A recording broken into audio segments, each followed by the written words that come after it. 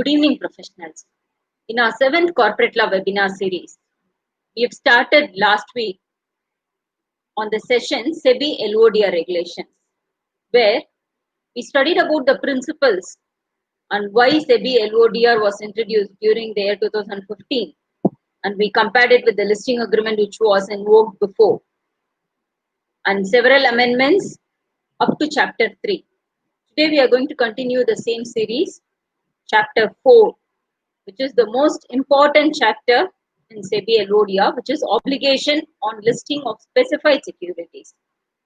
Where, why we have mentioned part 1 is, it is again a vast chapter where it starts from regulation 15 and ends up to regulation 48. And for each regulation, there is a specific reference to various schedules.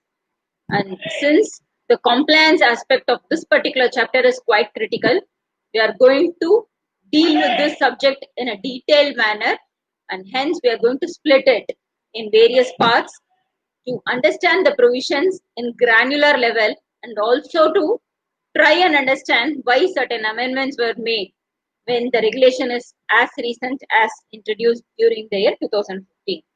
With this brief background, let's get into today's presentation, friends. Kindly stop me if you have any doubts. My sincere thanks to Sundar and Aishwarya for this detailed presentation. These are various legends, pretty detailed, because reference is drawn to various provisions of Companies Act. If you notice, AGM, board, all are with reference to your Companies Act provisions, including your committees, various statutory committees like your NRC, Nomination Remuneration Committee, SRC, Stakeholders Relationship Committee, RMC, Risk Management Committee. Of course, Risk Management Committee has no reference in your Companies Act, but SEBI makes it obligatory for certain listed entities. We are going to see which are those entities where it is mandatory. ED and ED, we all are aware, Executive Director, Non-Executive Director, ID, Independent Director, KMPs, again your CFO, CS are covered here, WD is your Women Director. IRP, RP, there is a reference to Insolvency, Resolution Professional, RP, Resolution Professional, and CIRP, your Corporate Insolvency Resolution Process, because of several insertions made after this IBC was introduced. This is the schema of today's presentation where we will deal with the applicability. Friends, for any regulation, it is important for us to understand where it is applicable and where it is exempt, for us to understand the governing provisions for us, the definitions, the board of directors composition, provisions under schedule 2, maximum number of directorships, and various committees. And while dealing with each committee, we will also try to correlate it with the provisions in Companies Act to understand the provisions and appreciate the difference between the two. What are specified securities, friends? While we deal with listed entity which has listed its specified securities, LODR clearly defines specified securities as equity shares and convertible securities. And convertible securities, again, the reference is drawn to your ICDR regulations, Issue of Capital and Disclosure Requirement Regulation, where the definition of convertible securities is, as the name goes, convertible or exchangeable into equity shares, and thus includes your convertible debt securities, which is CCDs, or convertible preference shares, CCPS, compulsorily convertible preference shares, as we call it in FEMA. Regulation 15 deals with the applicability. 15.1 says the provisions of this chapter, where it is the obligation of listed entities to comply with for specified securities, it shall apply to the listed entities which are listed on a recognized stock exchange, either on main board. During our first series of this particular SEBI LODR, we discussed what is main board. Main board again has reference to section 106N of SEBI ICDR regulations, which again ICDR clearly draws reference to main board as a stock exchange having nationwide platform, and it excludes, of course, SME exchange. SME is your exchange for small and medium enterprises. Again, the definition draws reference to 106N of ICDR, and when you go to the definition in ICDR, it clearly says this is particularly to provide some relaxation for such SME platform, trading platform, again on a recognized stock exchange with nationwide terminal. Of course, it excludes your main board, more similar to your main board definition, where it excludes SME. And why SME exchange was introduced, friends? More for relaxation from the eligibility and the disclosure requirements with regard to IPOs to facilitate the SME to have their trading and listing done in an easy manner. ITP is your institutional trading platform. The objective is quite similar to SME, where there is a relaxation provided to them with regard to their eligibility and disclosure norms on IPO. And of course, this is of recent origin. This institutional trading platform is for startup ventures, bio exchange, or for all these new ventures which are into e-commerce platforms, where again, as the name goes, it is applicable to institutional platform or also new startup ventures, which includes your HNIs. HNI, we all are aware, is your high net worth individuals. Regulation 15, sub-regulation 2 says the compliance with corporate governance provisions as specified in Reg 17 to 27 and 46 2B to 2I. If you read 46, it talks about website maintenance. For listed entities, what are the key parameters to be maintained in website, your functional website of the company, and what are the policies which you have to host on the website, and what are the information which you have to mandatorily publish in the interest of the stakeholders is as provided in Reg 46. This 46 2B to I specifically deals with dissemination of information in website with regard to your composition of board of directors, independent directors, related party transactions, material subsidiaries, your whistleblower mechanism. Why these are not applicable? Because these provisions are again drawing reference to your Reg 17 to 27. All the principal provisions of RPT is as covered in your Regulation 23. And your 17, 18, 19, 20 talks about your committees. 17 talks about your board. And since these provisions are not applicable, to get reference drawn to them in your website are also not applicable as a corollary to it. Paragraphs C, D and E likewise of Schedule 5 shall not apply to these listed entities. In the next slide, we are going to see what are those paragraphs C, D and E of Schedule 5 specifying to. And those companies whose paid up capital is less than or equal to 10 crores and whose net worth is less than or equal to 25 crores as on the last day of previous financial year, or whose specified securities are listed on SME exchange, they are exempt from the provisions as specified above. Friends, if you try to understand why paid up capital less than 10 crores, they are not having this applicability is, if you read section 149, read with rule 4 also, there clearly the qualifying criteria for independent directors, the paid up capital is specified as 10 crores. So when the paid up capital is less than 10 crores and the turnover is less than 25 crores, obviously you are outside the purview of this composition of board, independent directors, related party as we discussed. And we all have now understood the concept of specified securities. What are the aspects which will form part of your specified securities, we know. And we also know which are those securities which get listed on SME exchange, where chapter 10B of ICDR clearly says those specified securities which are getting listed on your SME exchange.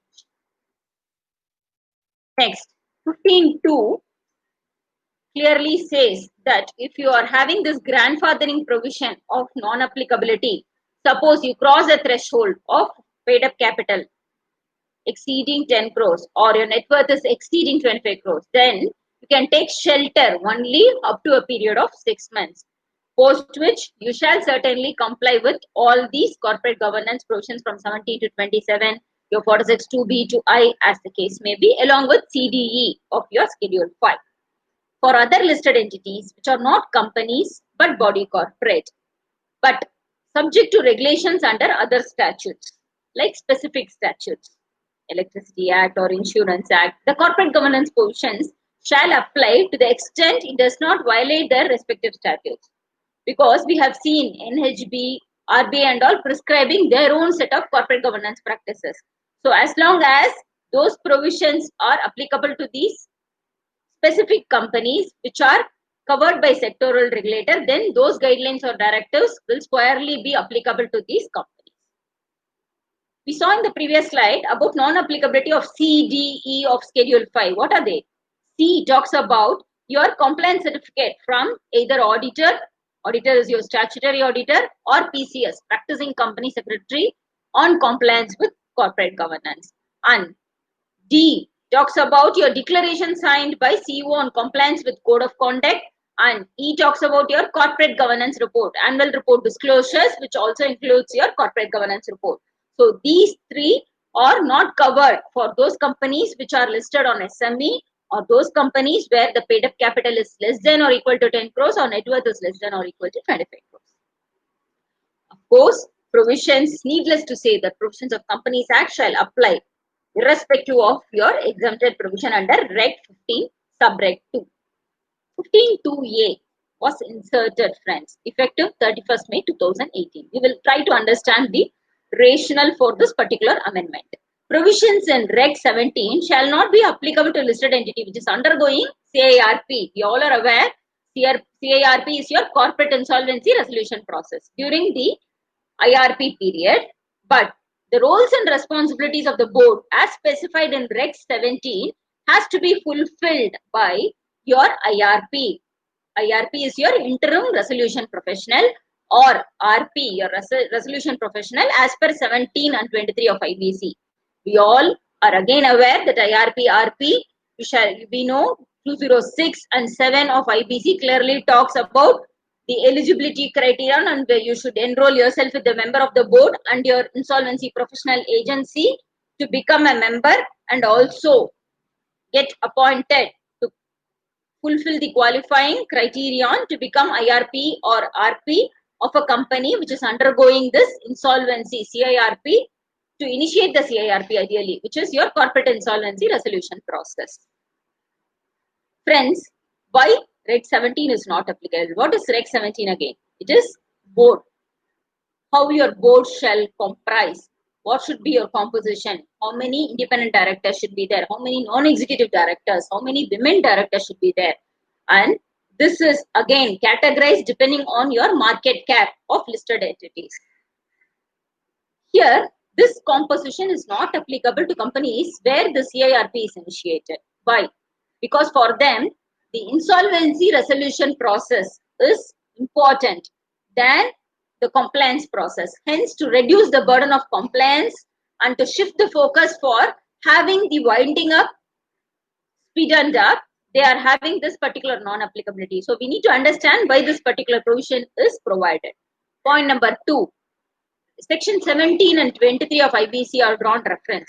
When you read 17, it clearly says that the board of directors will be dismissed on the day when you have this IRP or RP, and this particular IRP or RP will assume the power of the board of directors, which means the role of board of directors shall be certainly handled by this IRP or RP as the case may be. And if you read section 23 of IBC, it clearly says that they shall maintain the company's operations which is the corporate debtor. They here refers to your IRP or RP for maintenance of all operations of these companies. And hence, it is effective 31st May 2018 that these companies need not comply with the provisions in Regulation 17. Then 15(2)(b). Likewise, these companies are exempt from complying with the provisions of committees. In your exempt from board, obviously you will be exempt from the requirements with regard to your committees as well. So 18 to 21, which talks about your audit committee, NRC, stakeholders relationship committee, and RMC, there all the roles and responsibilities of the committees as specified in the respective regulation has to be fulfilled by the insolvency resolution professional or resolution professional, as the case may be. Control, very important definition, friends. In SEBI, wherever control definition is provided, there safely they draw reference only to your SAST regulation, takeover regulation. When you go to SAST regulation, there regulation 2E defines control as a control is with regard to the appointment of majority of directors, or with regard to the management or policy decisions they have influence in the affairs of the company by virtue of what? Shareholding, or by virtue of the management rights, or by virtue of executing the shareholders agreement or voting agreement, or in any other manner.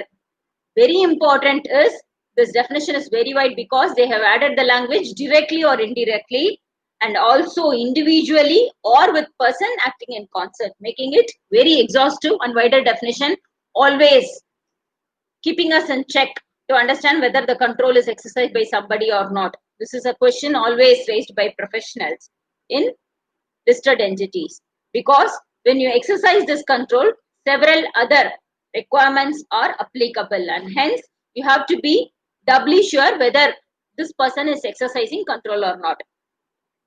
Thankfully, there is a proviso in this control definition where it clearly says that provided that a board of director, just by exercising his control, he will not be assumed to have control, which means in your capacity as a board of director, if you are going to exercise control, then you will not be construed as establishing control. Senior management. This definition says senior management means officers, personnel of the listed entity who are members of the core management team. It comprises of all members of management one level below board, and it specifically includes CFO and company secretary. Material subsidiary, the threshold is where the income or net worth exceeds 10% of your consolidated income or net worth of the listed entity and its subsidiaries in the immediate preceding financial year. Friends, please remember, material subsidiary is drawn reference to in several places, and hence the definition assumes significance. Independent director. Independent director means a non-executive director other than a nominee director who satisfies the conditions. We all are aware 149(6) talks about the qualification criteria for independent director, which our seniors always say that there are so many criteria prescribed in independent director, and hence only a person who is like who does not have parents, or who is like on his own and who is not having any material relationship, and it is very difficult to establish that particular condition to satisfy the criterion of independent director, and hence only an orphan could be an independent director is what they say. Nevertheless, the conditions prescribed in SEBI regulation is even more vast as compared to your Companies Act, friends, because here members of promoter group are inserted by SEBI LODR amendment with effect from 1st October 2018. Likewise, there is another insertion for material suppliers or service providers or customers or lessor or lessee, which is not forming part of your Companies Act. And one more point, which is an insertion in your SEBI LODR, is where your, just a second. Sixth point, who is not a non-independent director of another company, on the board of which any non-independent director of the listed entity is an independent director. Let us try to understand this with an example. This is again an insertion effective 1st October 2018, friends, and it is over and above what is provided in your Companies Act.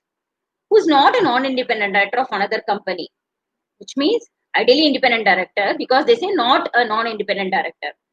Say an independent director of TCS is on the board of which any non-independent director of the listed entity, say a person is an executive director, Mahindra, Anand Mahindra in of the listed entity, which is Mahindra and Mahindra, where if Anand Mahindra is an executive, though he is an executive director of Mahindra, but if he is an independent director in TCS and this other person is also an independent director in TCS, then this person can certainly be construed as an independent director in Mahindra and Mahindra. Hope I am clear, friends. 1, 2, 5 all or repetition of your 149.6, but for our understanding purpose, let us read it together. Independent director, who in the opinion of the board is a person of integrity and possesses relevant expertise and experience. Of course, he shall not be a promoter of, there are 4 companies which will get repeated in several places here, friends. So, for our understanding purpose, please remember those 4 entities are 1, the listed entity, 2, holding company of the listed entity, 3, subsidiary company of this listed entity, 4, associate company of the listed entity. And finally, member of promoter group is an addition by virtue of your amendment. Whose third is who's not related to promoter or director. Again, those 4 categories are repeated. Listed entity, holding, subsidiary, associate. And who, apart from receiving director's remuneration, has or had no material pecuniary relationship, which means he is totally disassociated with the listed entity, or again, those 4 categories, or the promoters, directors, and the timeline is 2 years. Friends, please remember for your material relationship, it is 2 years, but for your employment or KMP disclosure in the next slide, it is 3 years. None of whose relatives has or had any pecuniary relationship with again those 4 entities or promoters, directors, amounting to, there is this quantification prescribed, which is 2% or more of the gross turnover, or 50 lakhs, or such other higher amount as prescribed, whichever is lower during the 2 immediate preceding financial years. Of course, he should be of not less than 21 years of age, more in line with your schedule 5, who neither himself nor whose relatives has held the position of KMP or employee of again those 4 entities. As mentioned before, it is 3 years, 3 immediately preceding financial years to this criterion. Again, has been an employee, a proprietor or partner in any of the 3 financial years immediately preceding the financial year, and if he is proposed to be appointed of a firm of auditors or company secretaries or cost accountants of the listed entity, or again those 4 entities, or any legal or consulting firm that has or had any transaction which is exceeding 10% or more of the gross turnover.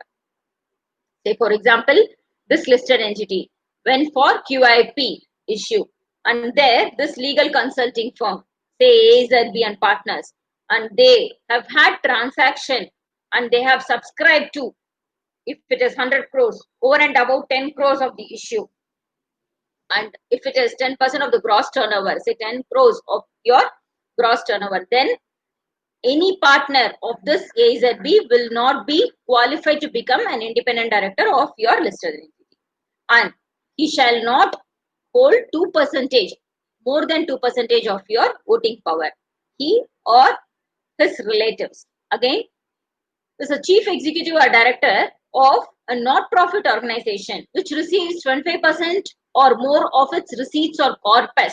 Corpus is again an addition in your LODR, which is not finding its reference in Companies Act, or again any of those 4 entities, or holds 2% or more of the voting power of this NPO. Regulation 17, again an important provision in LODR, which is your composition of board of directors. Here, the top 500,000, 2,000 entities shall be determined basis your market cap at the end of immediate preceding financial year. Board shall have at least 1 women director, and more than or equal to 50% shall comprise your NEDs, non-executive directors. And with regard to top 500 listed entities, effective 1st April 2019, and for top 1000 listed entities, effective 1st April 2020, there shall be at least 1 independent women director. Previously, it was silent, friends, but all these insertions are with regard to the recommendation made by the Kotek committee.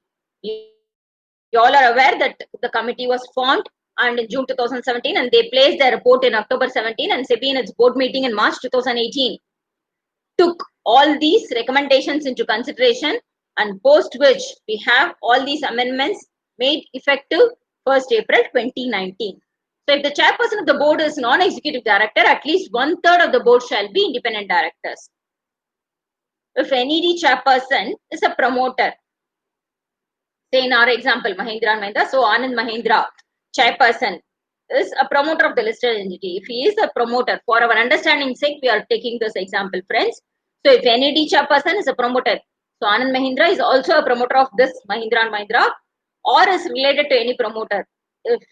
If he is not a chairman, but he is related to any promoter of Mahindra or person occupying management position, if he is holding the core management team's position at the level of board or one level below the board, which is your senior management team definition, which we discussed, then in such case, their composition shall be at least 1/2 to be independent directors. If the chairperson is not NED, then at least 1/2 of the board shall be independent directors. And board of top 1000 listed entities effective 1st April and top 2000 listed entities effective 1st April 2020 shall comprise of at least 6 directors. So total board shall be of at least 6 directors effective the stipulated time. At least half of the board shall comprise of ID if the listed entity has outstanding SR equity shares. So what is SR equity shares, friends? It is superior rights equity shares. And what is superior right equity shares? Effective 29 June to July 2019, a new concept of superior right equity shares were introduced, and hence SEBI made amendments in the respective places in the regulations, including SEBI LODR regulation, where the provision of superior right equity shares were introduced. And this superior right means it is as compared to your ordinary shares, dividend will remain the same, but the voting rights will have superior rights over your ordinary shares. So that is your superior right, and where this LODR also regulation 41A clearly provides other requirements with regard to superior right voting shares. And today we are going to discuss what are the additional requirements with regard to any listed entity which has superior right equity shares in place, which includes your board or audit committee, where stringent norms are provided for those companies where superior right equity shares are introduced. Regulation 17(1)A. A person who has attained the age of 75 years shall not be appointed or continue as NED in a listed entity unless special resolution is passed along with adequate material facts in your explanatory statement. Friends, this was again an insertion effective 1st April 2019. So hence, companies should ensure, what if on 31st March 2019 I had one, say A, who was a non-executive director in the listed entity and whose age was 75 years, exceeding 75 years. Which means, for me to comply with this particular aspect effective 1st April, I should have sought the approval of shareholders on or before 31st March 2019 to ensure that my LODR regulations are well compliant. Again, 17(1)B talks about top 500 listed entities, where it shall ensure that the chairperson of the board shall be non-executive director, which is simpler to comply with, and B is again additional stringent norm which is imposed, again thanks to Kotak committee, not to be related to MD or CEO. So if the chairperson is related to MD or CEO, then he shall step down from that particular chairperson position, and in his place some other board member shall be appointed, again who shall certainly comply with the composition of the board of directors norm as prescribed in Reg 70. Relative, of course, has reference to your 2 subsection 77 of Companies Act, and 17(1)B shall not be applicable to listed entities which do not have identifiable promoters as per shareholding pattern. Friends, let me stop here. Whom do you consider as not identifiable promoters? Companies which are professionally managed and where you don't have promoters, and these are professionally managed companies. There it is companies where you do not have identifiable promoters as per shareholding pattern. 17.2 and 2A, where the board shall meet at least 4 times a year with a maximum gap of 120 days, similar to your Companies Act provision. The quorum, this is an insertion, again, basis the recommendation in the committee's report. The quorum of every meeting of the board of top 1000 listed entities and top 2000 listed entities, effective 1st April 19 and 20 respectively, shall be 1/3 of the total strength or 3 directors, whichever is higher. Friends, 3. It is imperative for us to understand this difference as compared to your 174 of Companies Act, where it is 1/3 of the total strength or 2 directors, whichever is higher. This makes it even more stringent as compared to your Companies Act provision, including at least 1 independent director. And of course, similar to your Companies Act provision, when the directors are participating through VC or OAVM means, then it will be construed for the purpose of quorum. 17.3, compliance report shall be placed, which is similar to your normal practice of placing the compliance report at every board meeting, confirming that you have complied with all applicable laws of the company. And 17.4 talks about orderly succession for appointment of board and senior management. So there is proper succession planning in the company. You shall establish the fact. 17.5, the code of conduct shall be laid, and code of conduct includes also the duties of independent directors as provided in Schedule 4 of Companies Act. 17.6 talks about fees, if any, paid to non-executive directors, including independent directors, shall be recommended by board and approved by shareholders. Like any other proposal where it is recommended by board and approved by shareholders. And shareholders' approval in general meeting is not required for payment of sitting fees, of course, when it is within the limits prescribed under the Act. So when you are going to pay it within the norms as prescribed in section 197, read with chapter 13 of your company's appointment and remuneration of managerial personnel rules, then you need not go to shareholders for approval. Approval of shareholders shall specify the maximum number of stock options granted. Of course, your IDs are not entitled to stock option. Why? Because they should not have any association with regard to any material or pecuniary interest, and also their voting power should be less than 2%. And if annual remuneration payable to NED is more than 50%, special resolution has to be passed every year. Fees or compensation payable to executive directors who are promoters shall be approved by passing a special resolution. Again, this NED where, say, X is a director, Y is it, are paid 1 lakh each, but you are paying 5 lakhs, and hence this remuneration paid to X is over and above the remuneration which you are paying to Y and Z in your listed entity, and hence you have to certainly go for special resolution. Not only that, every year you have to seek special resolution shareholders approval. This is again an amendment effective 1st April 2019, and executive directors likewise, where you are paying exceeding to 5 crores or 2.5% of the net profits, or where there are more than one executive director, in aggregate you are going to pay more than 5% of the net profits, then shareholders approval by way of special resolution is mandatory. This is again an amendment effective 1st April 2019.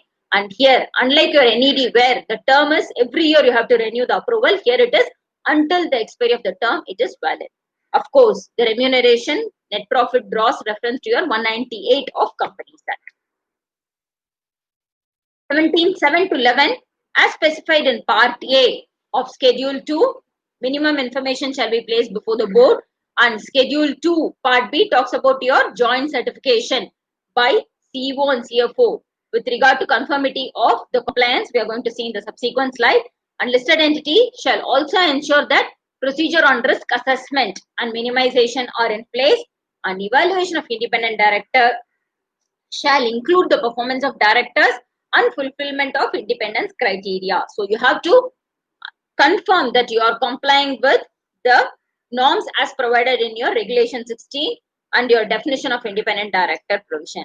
And board shall also be responsible for framing, implementing and monitoring the risk management, and explanatory statement should set forth the recommendation of the board to the shareholders for each of the item as set forth. And corporate governance schedule 2 talks about minimum information to be placed. Easily we remember it as 15 items to be placed. Friends, this is similar to what was there in your listing agreement also. Annual operation plan and budget. So every year your plan and budget should be placed. Your capex how much was approved and how much is actually utilized by the company. You have to provide in point 2, quarterly results, company's financial results, how it is being reviewed by your audit committee and board, it has to be placed. And fourth, minutes of meetings. Here, the minutes of the previous board meeting, committee meetings, everything should be circulated to the board. And notices which are materially important. Say you have received some EPF notice or ESI notice. Please remember, all the notices you should not be pushing it to your board. You should be providing them only which is material and significant in nature. Information on recruitment and remuneration. Again, all the employees recruitment and remuneration you will not be providing. So you will be setting the criteria and parameter as to which are those recruitments in the core management team, senior management team, which you would like to place as a reference to the board. Any serious problem like accidents or claims, suppose there is a legal claim and you are going to disclose it in your contingent liabilities, whether it is going to be in favor or not of your company, you are not sure, you have to disclose.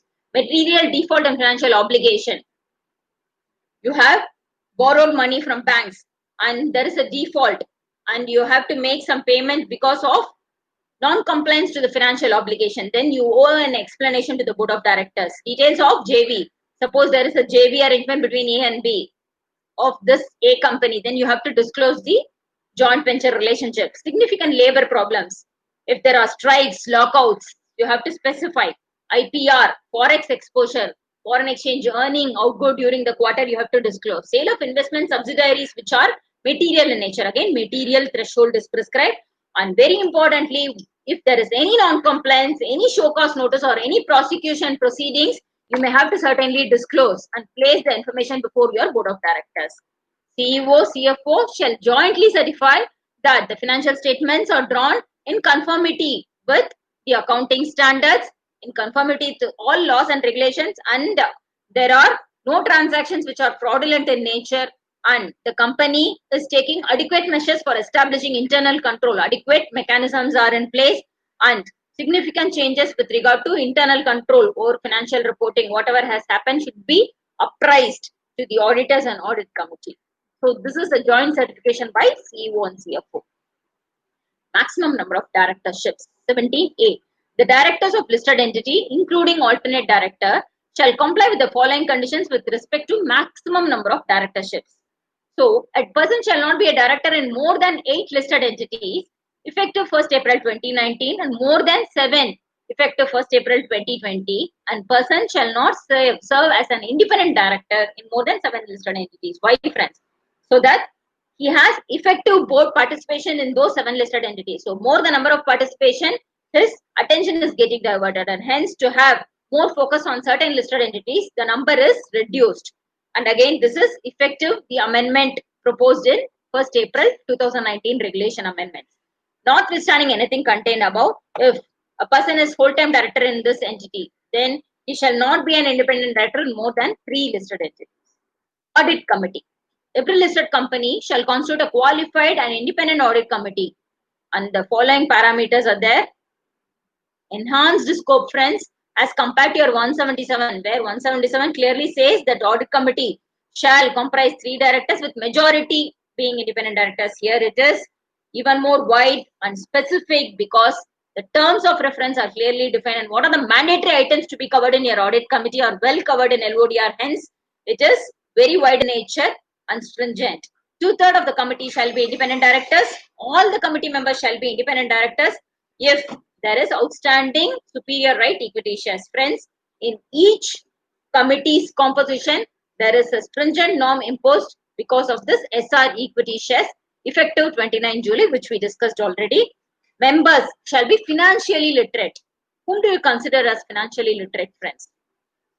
Those who are able to read, understand and interpret the balance sheet, they are considered to be financially literate. And not only that, they should be experts in accounting or financial management aspects. Chairperson shall necessarily be an independent director and he shall certainly mark his presence in annual general meeting. CS will act as the secretary to this committee. And the committee may also invite any other member, but it is at their discretion only, friends. Audit committee shall meet at least 4 times. And the gap is set here, friends, which is not there in your Companies Act. Not more than 120 days cap, similar to your board meetings. And friends, Because of this COVID, several relaxations are introduced by SEBI as well for listed entities, where this gap, there is a relaxation provided for all the listed entities for the meetings held from December 2019 till 30th June 2020. The gap could be wider than 120 days is what they have prescribed, of course with a caveat stating that the 4 meetings is non-compromisable. Committee has power to investigate, seek information from employees. They also have every right to seek professional advice when it is warranted. Quorum shall be 2 members or 1/3, whichever is higher. Part C of Schedule 2 clearly defines the role of the audit committee, which is more than what is prescribed for your board matters, friends, if you see. So, overseeing the reporting process, recommending the appointment and remuneration of your auditors. Auditors means, since it specifies auditors, it will include your statutory auditor, internal auditor, secretarial auditor. Payment of remuneration, here it is statutory auditor specifically. And reviewing, very important provision is reviewing your financial statements and recommending your limited review report or your auditor's report in the case of your annual financials. Reviewing auditors' independence, very important. They have to do this check whether your auditor is again satisfying the independence criteria. And related party transactions, whether it comes for approval or for subsequent ratification, it has to be routed through audit committee and then only it will go to your board or shareholders. Statement of users application of fund. What is this, friends? When you issue a prospectus or when you're going to issue a letter of offer, you will say the purpose of offer, why you are doing this, for meeting your working capital or for your immediate capital purpose. So you have to prepare a statement stating you have received some money for public issue or rights issue. Your proposal in your prospectus was say 100 crores, and while you have utilized 50 crores, then you have to clearly place the statement to your audit committee. And scrutiny of your ICDs, intercorporate loans, your risk management and assessment of your internal control systems in place, internal audit. Every quarter, your internal auditor will submit his findings, observation before your audit committee. And separate discussions will happen in good corporate governance listed entities without your management, with your only audit committee members and internal auditor and statutory auditor to understand the real concerns in the company, friends.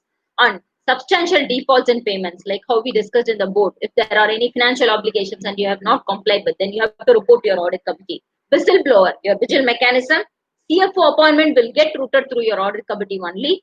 And loans and investments by holding in subsidiary. So all the material investments which you place in subsidiary, there is a threshold prescribed in this Schedule 2, friends, where it is going to be falling within the threshold, then you have to review such utilization made with regard to investments by the holding in the subsidiary.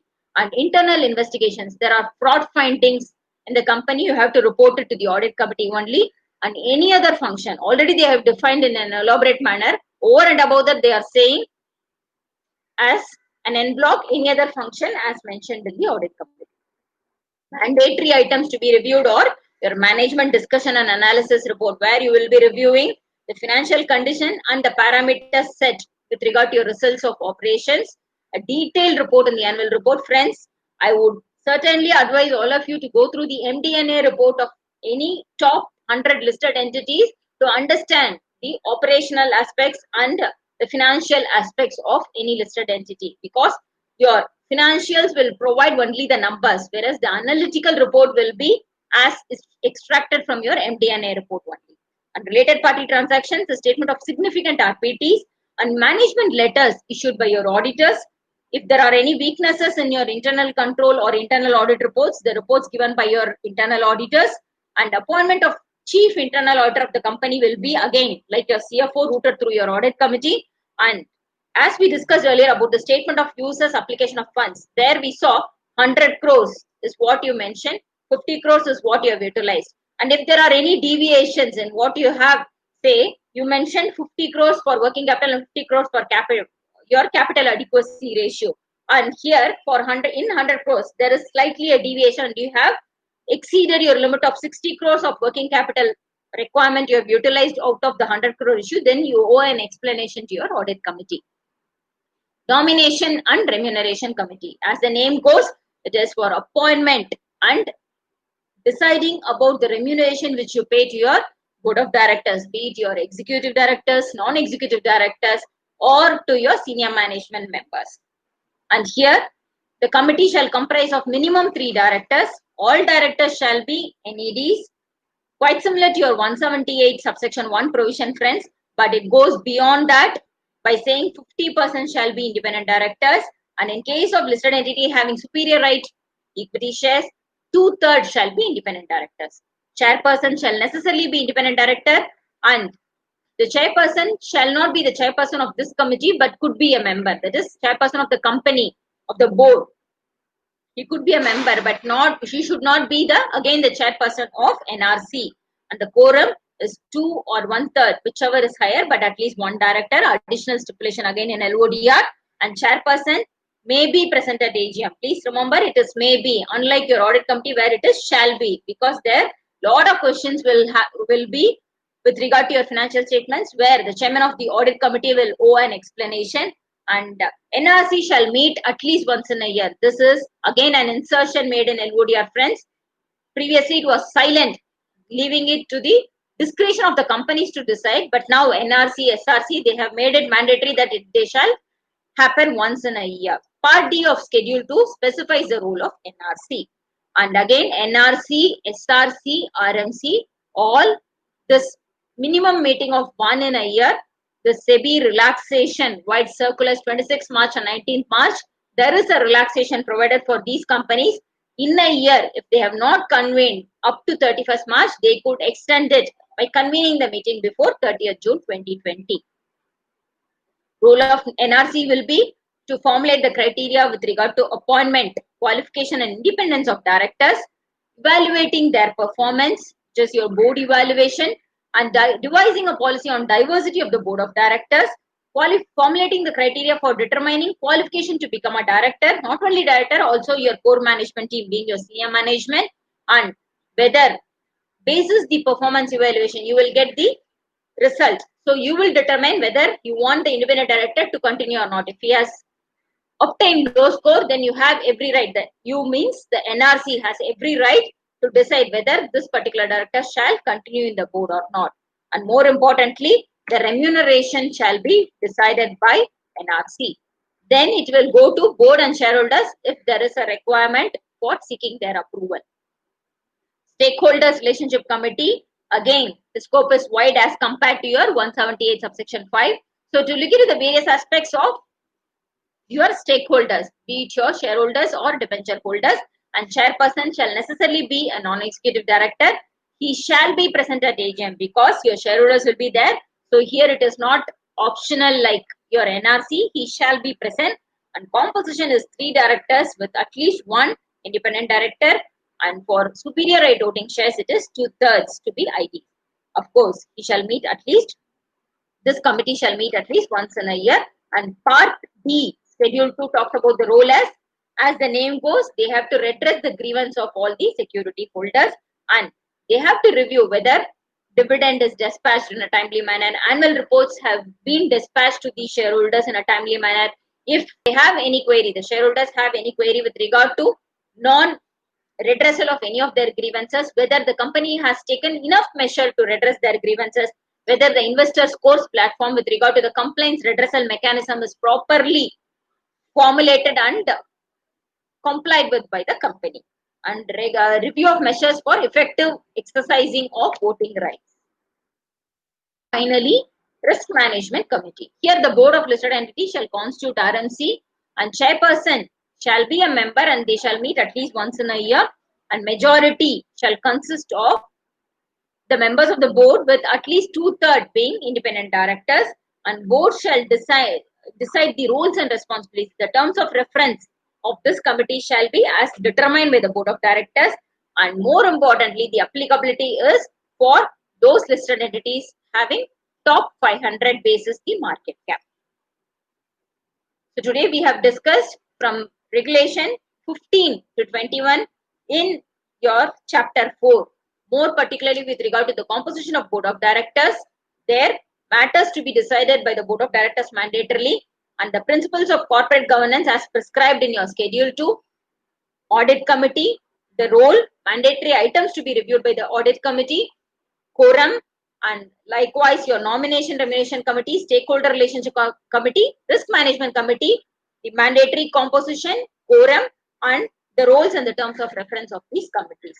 We will continue with the provisions of chapter 4 in our next webinar as well, friends. Thank you so much. Take care. Stay safe.